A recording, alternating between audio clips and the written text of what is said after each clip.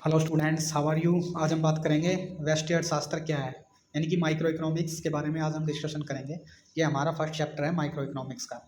ठीक है, तो आइए जानेंगे इसके अंदर कि अर्थशास्त्र क्या है, ये एक विषय के रूप में किस तरह है, कैसे है। और अर्थशास्त्र में जो दो पार्ट है हमारे, व्यष्टि अर्थशास्त्र, समष्टि अर्थशास्त्र, यानी कि माइक्रो इकोनॉमिक्स, मैक्रो इकोनॉमिक्स। इस बारे में अलग थोड़ा थोड़ा डिस्कशन करेंगे इनके बारे में। उसके बाद में देखेंगे कि व्यष्टि अर्थशास्त्र की विषय सामग्री क्या है, और इसके साथ साथ इसके अध्ययन का महत्व क्यों है, और अर्थशास्त्र की प्रकृति कैसी है। ठीक है, तो हमारे साथ बने रहिए, हमारे चैनल को सब्सक्राइब कर लीजिए और इसको जितना हो सके उतना शेयर कीजिए, बेल आइकन की घंटी को दबा दीजिए, वीडियो रोज आएगी आपके लिए। और हमारे साथ अच्छे से बने रहिए। ठीक है जी, तो आइए शुरू करते हैं।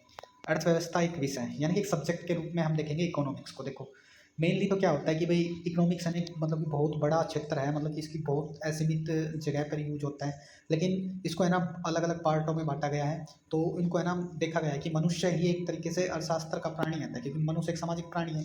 वो समाज में रहेगा, वो समाज में रहेगा तो उसको सामाजिक गतिविधियों के साथ साथ आर्थिक गतियाँ भी करनी पड़ेगी, क्योंकि आपको पता है कि जीने के लिए हमें आर्थिक क्रिया करनी पड़ती है। बगैर आर्थिक क्रिया के हमारा जीवन संभव नहीं है। तो आइए देखते हैं बुक के अंदर क्या दिया गया है। देखो, अर्थशास्त्र वह शास्त्र है जिसमें मनुष्य के उन कार्यों का अध्ययन किया जाता है जिन्हें वे अपनी असीमित आवश्यकताओं को संतुष्ट करने वाले सीमित साधनों धन को प्राप्त करने के संबंध में करते हैं।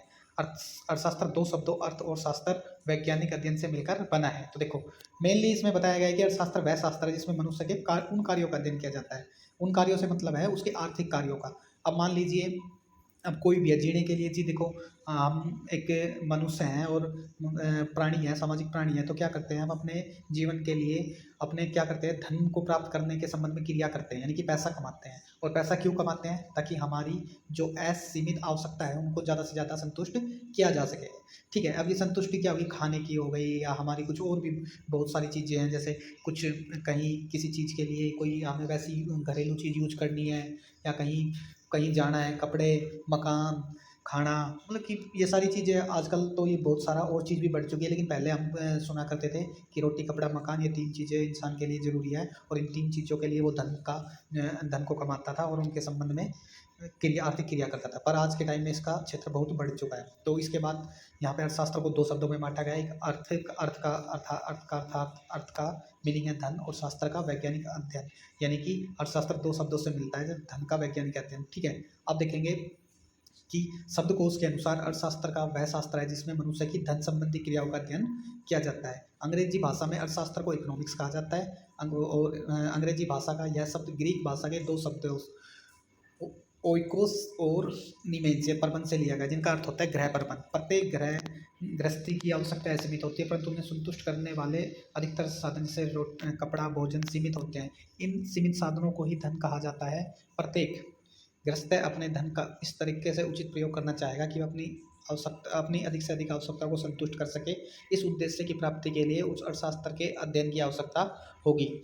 अर्थशास्त्र वह सामाजिक विज्ञान है जिसका संबंध मनुष्य द्वारा सेवाओं के उत्पादन व दुर्लभ तथा वैकल्पिक उपयोगों वाले प्रयोग से है। तो देखो, यहाँ पे साफ साफ कहा गया है कि भाई यहाँ पे गृह प्रबंध की बात हो रही है। ठीक है, होम मैनेजमेंट की बात हो रही है। ठीक है, उसमें कहा गया है जो भी हमारे ये साधन है ना, जैसे भाई हम कपड़ा, भोजन, मकान, ये सारी चीज़ें क्या है हमारी सीमित है। तो इन सीमित साधनों को ही यहाँ पे धन लिया गया है। और प्रत्येक व्यक्ति ये चाहता है कि उसके पास जितने भी सीमित साधन है उनका ज़्यादा से ज़्यादा प्रयोग करे अपनी आवश्यकताओं की संतुष्टि के लिए, ताकि उनको ज़्यादा से ज़्यादा वहाँ से संतुष्टि प्राप्त हो सके। तो इस उद्देश्य की प्राप्ति के लिए यहाँ पर अर्थशास्त्र सामाजिक विज्ञान के द्वारा ये कहा जाता है कि जिस संबंध द्वारा वस्तुओं और सेवाओं के उत्पादन के लिए दुर्लभ और वैकल्पिक उपयोग वाले साधनों के प्रयोग से, यानी कि जो भी हमारे पास साधन है वो दुर्लभ है या सीमित है, तो उनके वैकल्पिक प्रयोग से जो उनका प्रयोग से जो साधन का प्रयोग करेंगे वही हमारा अर्थशास्त्र या सामाजिक विज्ञान कहलाएगा। ठीक है, इसके बाद है अर्थशास्त्र की परिभाषा। देखो, अर्थशास्त्र एक विकासशील शास्त्र है। समय पर विभिन्न अर्थशास्त्रियों ने इसकी अलग अलग परिभाषा दी है। वास्तव में अर्थशास्त्र की इतनी अधिक परिभाषा है जिन्हें विभिन्न भागों में बांटा गया है। बिल्कुल, देखो अलग अलग टाइम पे अलग अलग परिभाषा में इसको बांटा गया है। और टाइम टाइम पे जो जो अलग इकोनॉमिक्स हुए हैं शास्त्री, उन्होंने अलग अलग भाषाएं को इसकी परिभाषा दी है। तो देखो, सबसे पहले देखेंगे इसकी धन संबंधी परिभाषा। इस परिभाषा को एडम स्मिथ ने 1776 में उनकी एक पुस्तक आई थी, an inquiry into the nature of causes of the wealth of nation, यानी कि इसको वेल्थ ऑफ नेशन के नाम से भी जानते हैं। इसके अंदर इन्होंने धन संबंधी परिभाषा दी है। इन्होंने कहा है कि अर्थशास्त्र राष्ट्रों के धन की प्रकृति तथा कारणों की खोज है। यानी कि जो अर्थशास्त्र है ना, वो जो राष्ट्र होते हैं वो क्या करते हैं, धन की खोज करते हैं कि ताकि भाई अपने देश को विकासशील कर सके।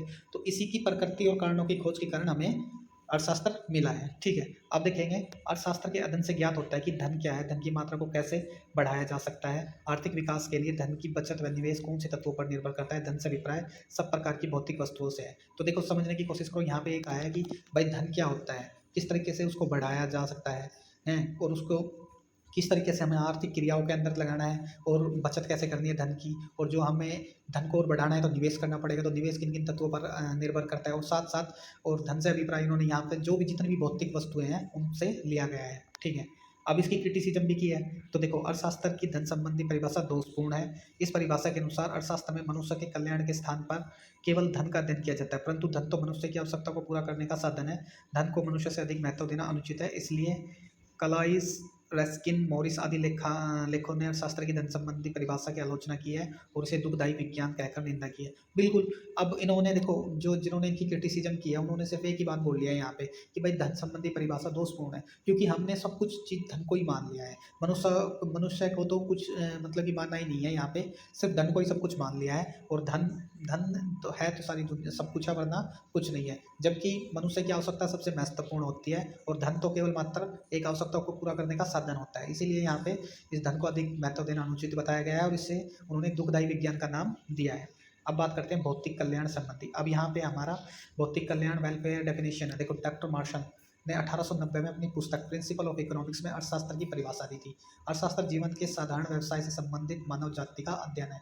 यानी कि उन्होंने कहा है जो अर्थशास्त्र है ना, वो जीवन के साधारण व्यवसाय, जो जीवन का साधारण व्यवसाय है उसमें मानव जाति का अध्ययन कराता है। ठीक है, यह व्यक्तिगत व सामाजिक कार्यों के उस भाग का अध्ययन कराता है जिसका घनिष्ठ संबंध कल्याण प्राप्त करने वाले भौतिक पदार्थों की प्राप्ति और उनका उपयोग करने से। देखो बिल्कुल, देखो यह व्यक्ति व सामाजिक कार्यों के उस भाग का अध्ययन कराता है, या तो एक इंडिविजुअल पर्सन का यानी कि एक परिवार का, एक व्यक्ति का, या फिर पूरे सामाजिक कार्यों के उस भाग का, जो भी हमारे समाज में कार्य हो रहे हैं उस भाग का अध्ययन कराता है जिसका संबंध घनिष्ठ संबंध कल्याण प्राप्त करने वाले भौतिक प्राप्ति, यानी कि कल्याण प्राप्ति का मतलब है वेलफेयर करने वाले जो भी पदार्थ है हमारे पास, जो भी हमारे पास कल्याण करने के लिए जो भी भौतिक पदार्थ है उनकी प्राप्ति और उनके उपयोग करने से, कि भौतिक पदार्थों को हमें किस तरीके से यूज करना चाहिए या उपभोग करना चाहिए ताकि घनिष्ठ संबंध प्राप्त हो सके।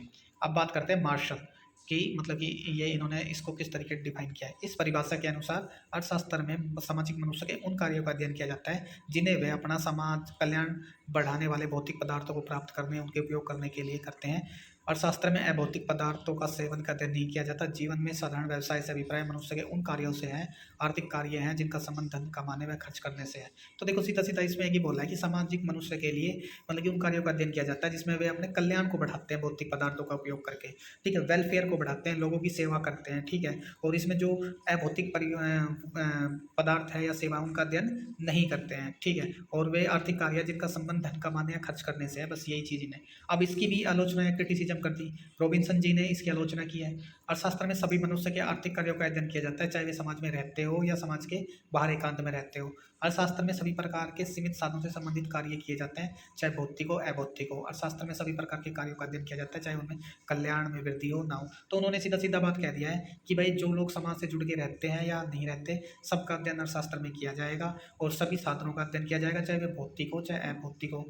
ठीक है, और उसके साथ साथ उन्होंने कहा कि समाज के सभी आर्थिक कार्यों का अध्ययन भी किया जाएगा, चाहे उनके कारण हमारे जो वेलफेयर हो रहा है, जो समाज में कल्याण हो रहा है, उसमें वृद्धि हो या ना हो। ठीक है, इसके बाद है हमारी दुर्लभ संबंधी परिभाषा। अब देखो रॉबिन्सन ने 1932 में यानी 1932 में एक पुस्तक लिखी थी, एन एशे on the nature significance of economic science. ठीक है, इनके अनुसार यहाँ पे इसकी परिभाषा दी है। इन्होंने कहा है अर्थशास्त्र वह विज्ञान है जो विभिन्न उपयोगों वाले सीमित साधनों और उद्देश्यों से संबंध रखने वाले मान्य व्यवहार का अध्ययन कराता है। देखो इसके अंदर दोनों चीज़ों को ऐड कर दिया इन्होंने। क्या क्या इसके अंदर, एक तो जो हमारे सीमित साधन है उनको ऐड कर दिया, और उससे जो संबंध उद्देश्य से संबंध रखने वाले जो मानव के व्यवहार है, ठीक है, उनको रिलेशनशिप का अध्ययन करा दिया इन्होंने उनके बीच में, कि भाई हमारे जो ह्यूमन बिहेवियर है, ठीक है, और साथ साथ जो हमारे सीमित साधन है उनके बीच में कैसा रिलेशनशिप है। तो देखते हैं इन्होंने क्या कहा है। तो अर्थशास्त्र में मनुष्य के उन कार्यों का अध्ययन किया जाता है जिन्हें वे अपनी असीमित आवश्यकताओं को पूरा करने वाले सीमित साधनों की प्राप्ति के लिए करते हैं। बिल्कुल भाई, मनुष्य की क्या है, आवश्यकताएं सीमित है और साधन सीमित है, तो वो इस तरीके से प्रयोग करेंगे कि वो अपनी आवश्यकता को ज़्यादा से ज़्यादा संतुष्टि कर सके। ये साधन न केवल सीमित ही होते हैं अपितु वैकल्पिक प्रयोग भी होते हैं। भाई एक तो इनका साधन भी सीमित होता है और इनके अल्टरनेट होते हैं बहुत सारे, कि एक चीज़ को हम अलग अलग कई तरीकों से यूज कर सकते हैं। तो इस बारे में भी इन्होंने कहा है। ठीक है। और इसमें कहा है कि असीमित आवश्यकता को पूरा करने के लिए करते हैं, सीमित साधन जिनके विभिन्न उपयोग होते हैं, और चुनाव का अध्ययन। तो इनके अंदर इसने 3 चीज़ों को बताया है। तो इसके अंदर इसकी भी क्रिटिसिज्म कर दी। डर्बिन, फ्रेजर, एली ने इन्होंने कहा है कि इनके अनुसार रॉबिन्सन ने अर्थशास्त्र को चुनाव व मूल्य का निर्धारण का शास्त्र बना दिया है। इस मनुष्य के कल्याण और उसकी आर्थिक समस्याओं को सुलझाने की तरफ ध्यान नहीं रखा गया है। यह एक अव्यवहारिक, जटिल व गत्यात्मक परिभाषा है। तो इन्होंने कहा है कि भाई इन्होंने केवल चुनाव और जो साधन है, सीमित साधन, उनको अच्छी तरीके से चुनाव करें और किस तरीके से उनका पूर्ण प्रयोग करें, इस चीज़ के बारे में बस कहा है उन्होंने। जो अर्थशास्त्र की जो समस्या है मनुष्य संबंधी, उनकी तरफ ध्यान नहीं गया। यह एक अव्यावहारिक और जटिल प्रक्रिया है। इसके बाद आ गई हमारी ग्रोथ ओरिएंट डेफिनेशन, यानी कि विकास केंद्रित परिभाषा। अब बात करेंगे वेरी वेरी इंपॉर्टेंट। ठीक है, देखो अर्थशास्त्री, आधुनिक अर्थशास्त्री, नोबेल पुरस्कार विजेता कौन? सैमुअल्सन, पीटरसन और फर्ग्यूसन आदि के अनुसार अर्थशास्त्र वह शास्त्र है जिसमें मनुष्य के उन कार्यों का अध्ययन किया जाता है जो वे अधिकतम संतुष्टि प्राप्त करने के लिए सीमित साधनों के उचित प्रयोग से संबंध रखते हैं। बात आई समझ में कि अर्थशास्त्र वह शास्त्र है जिसके अंदर मनुष्य के उन कार्यों का अध्ययन किया जाएगा जिनके अंदर अधिकतम संतुष्टि प्राप्त करने वाले सीमित साधनों के उचित प्रयोग से। मान लीजिए आपके पास कोई साधन है, तो आप उस साधन को इस तरीके से प्रयोग करेंगे जिससे ज़्यादा से ज़्यादा आपकी अधिकतम संतुष्टि प्राप्त हो सके, ना कि थोड़ी बहुत हो सके। तो इन चीज़ों का यहाँ पे प्रयोग किया जाता है। तो इन अर्थशास्त्रियों ने परिभाषा को, मार्शल, रॉबिन्सन दोनों की परिभाषा को शामिल किया है। ठीक है, इसके अंदर कहा है कि इनके अनुसार अर्थशास्त्र का संबंध सीमित साधनों के कुशलतम बंटवारे, उपयोग से है, जिसके फलस्वरूप आर्थिक विकास की दर को तेज किया जा सके तथा सामाजिक कल्याण में वृद्धि हो सके। यानी कि जो सीमित साधन है ना, उसको इस तरीके से, अच्छी तरीके से बांटा जा सके कि उसका प्रयोग बहुत अच्छी तरीके से हो और उसका आर्थिक विकास की दर में बहुत महत्वपूर्ण योगदान रहे।